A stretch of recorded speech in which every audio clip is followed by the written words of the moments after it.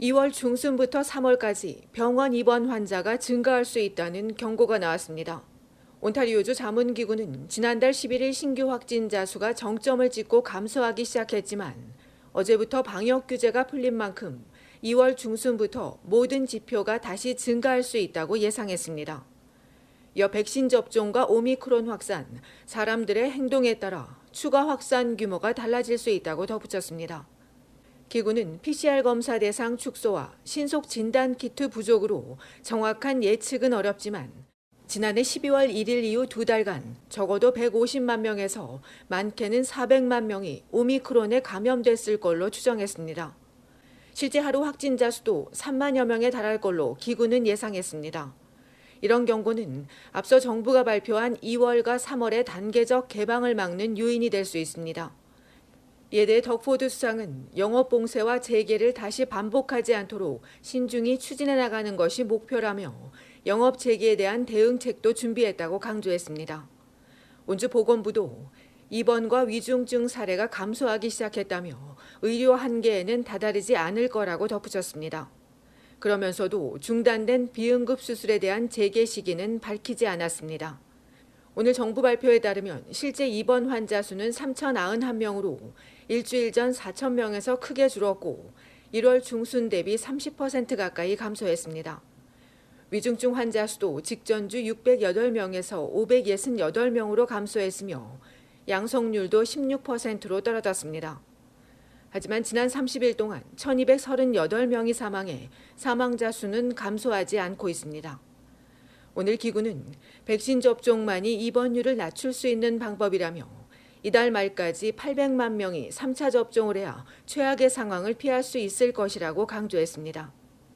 한편 온주 전체 인구의 1차 접종률은 84.8%, 2차 접종률은 79.9%이며 3차 접종률은 43.5%입니다.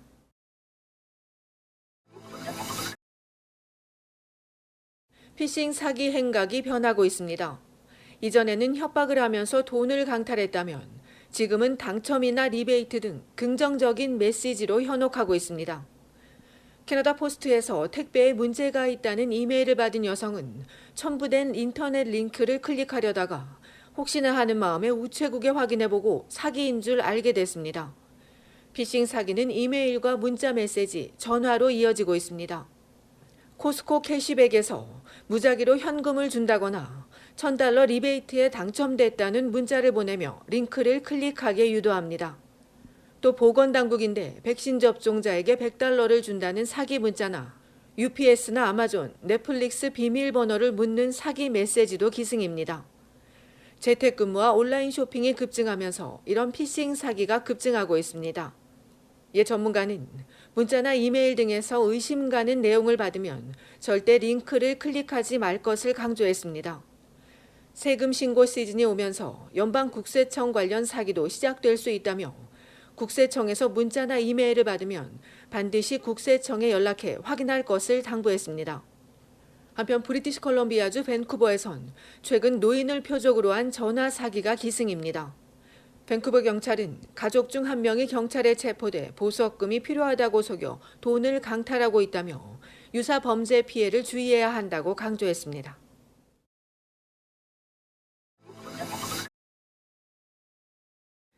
최근 온타리오주 보건 책임자가 코로나19와 함께 사는 법을 배워야 할 때라고 발표한 가운데 캐나다인 2명 중 1명이 코로나와의 공존에 인식을 같이 하는 것으로 나타났습니다. 앵거스 리드 조사기관이 지난달 27일과 28일 성인 남녀 1,700여 명을 대상으로 조사했습니다. 그 결과 응답자의 절반이 넘는 54%가 이제는 방역 규제를 풀고 개인 스스로가 알아서 관리해야 할 때라고 밝혔습니다. 앞선 조사 때보다 무려 14%포인트 증가했습니다. 1월 초만 해도 반대가 55%로 더 많았는데 2주 새 인식이 바뀐 겁니다. 연령별로 보면 35세에서 54세 남성과 여성의 찬성률이 다른 연령대보다 더 높았습니다. 방역 규제를 풀어야 한다는 응답은 모든 연령에서 나타났는데 유일하게도 55세 이상 여성들은 40%만이 찬성해 절반 이상이 규제를 풀지 말아야 한다고 응답했습니다. 이번 조사에선 가족의 코로나 감염에 대한 질문도 했습니다. 그 결과 지난해 12월과 1월 사이 가구당 양성률은 21%였습니다. 5가구 중 1가구에서 적어도 1명의 코로나19 확진자가 나온 건데 이들 확진자의 42%는 12월에, 36%는 연말 직후인 1월 첫 2주 사이에 감염됐습니다. 확진자의 47%는 독감 같은 심한 증상을 보이긴 했지만 입원하지 않고 치료가 가능했다고 응답했습니다. 제한된 PCR 검사는 문제로 드러났습니다. 각 주 정부가 PCR 검사 대상을 축소하면서 소득에 따라 검사량의 차이가 있었습니다. 소득이 10만 달러 이상인 가구는 50%가 검사를 받았는데 4만 9천 달러 미만인 경우는 35%에 그쳤습니다. 이번 조사는 95% 신뢰 수준에 오차 범위는 플러스 마이너스 2.5%포인트입니다.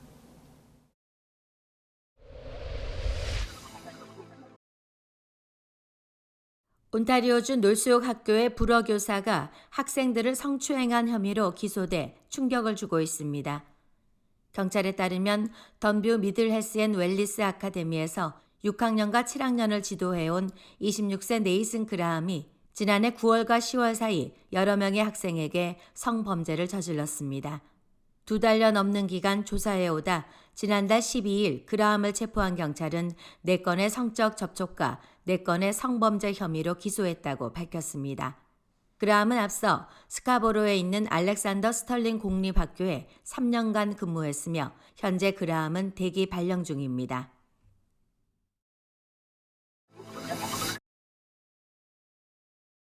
브리티시 콜롬비아주 밴쿠버에서 또 주택 화재가 발생해 30대 남성이 숨지고 10여 가구가 피해를 입었습니다. 어제 아침 6시쯤 밴쿠버 서쪽 펜드레 스트릿에 있는 고층 아파트 4층 유닛에서 불이 나 주민 여럿이 건물 안에 갇혔다 구조됐으나 심한 화상을 입은 37세 남성이 숨졌습니다. 숨진 남성과 한 집에 살던 여성은 불이 나자 발코니가 없는 아찔한 상황에도 창문을 깨고 나와 옆집 창문으로 대피해 구조됐으며 이 과정에서 연기를 흡입한 것으로 알려져 병원에서 치료를 받고 있습니다. 소방당국은 합선으로 인해 거실에서 처음 불이 난 것으로 보고 정확한 화재 원인을 조사하고 있습니다. 전날 주택 화재로 어린이와 엄마, 할아버지가 숨지는 사고에 이어 이틀 연속 화재 사망 사고가 잇따르자 당국은 화재 경보기를 확인할 것을 주민들에게 강조했습니다.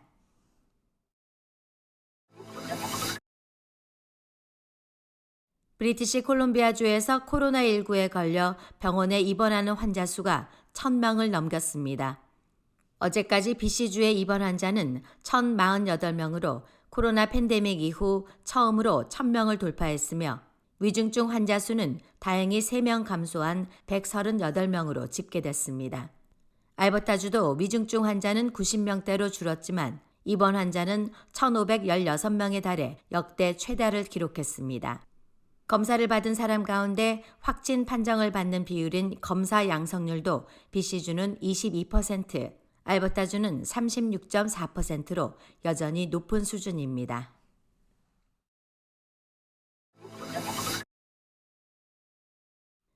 캐나다의 실질 국내 총생산 GDP가 6달 연속 상승했습니다. 오늘 연방통계청이 발표한 바에 따르면 지난해 11월의 GDP는 통계청의 예상을 넘어 0.6% 상승했습니다. 이 기간 농수산업과 산림이 5.5%, 건축자재와 기계장비, 용품 등 도매업은 2.8%, 자동차와 부품, 담배와 의류 등 제조업이 1.4% 증가했으며 건설과 소매, 운송, 주택시장도 상승했습니다. 또 온타리오와 퀘벡주에서 코로나19 방역을 완화한 덕분에 문화예술 분야와 숙박 및 식음료 분야가 각각 5.4%와 3.4%씩 급증했으며 특히 숙박업이 7.1%, 식음료는 2% 증가했습니다. 통계청은 12월에는 코로나19 오미크론 변이 확산으로 숙박 및 식음료 분야와 소매업이 다시 하락하겠지만 다른 분야들이 호전되면서 전체 GDP에는 큰 영향을 미치지 못할 것으로 예상했습니다.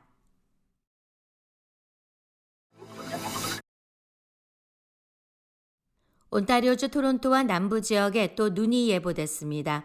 연방환경성은 내일 10cm, 목요일과 금요일 오전까지 눈이 이어지며 지역에 따라 20에서 많게는 30cm의 눈이 쌓이겠다고 예보했습니다. 내일 낮 최고 기온은 영상 1도지만 밤부터 영하로 떨어지고 목요일과 금요일에는 더 추워질 전망입니다. 브리티시 콜롬비아주 밴쿠버는 내일 낮에는 체감 온도가 영하 2도로 춥겠고 최대 5cm의 눈이 내리지만 목요일과 금요일에는 다시 영상 4도에서 6도로 오르며 15에서 20mm의 비가 내릴 것으로 환경성은 예보했습니다.